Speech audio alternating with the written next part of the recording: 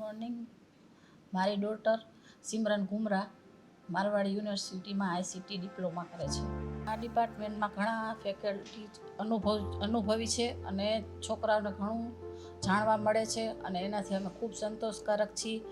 મારી ડોટર ઘણી આગળ આવી ગઈ છે. યુનિવર્સિટીમાં આવ્યા પછી 10th પછી જ એને ઘણું સરસ પ્લેટફોર્મ મળ્યું છે અને ઘણા ચેન્જીસ આવ્યા છે એની લાઈફમાં. એનાથી અમે અને અમારી ફેમિલી ખૂબ ખુશ છીએ અને હજી આગળ વધશે એવી આશા રાખું છું આ યુનિવર્સિટીથી અને આ બધા ફેકલ્ટીથી.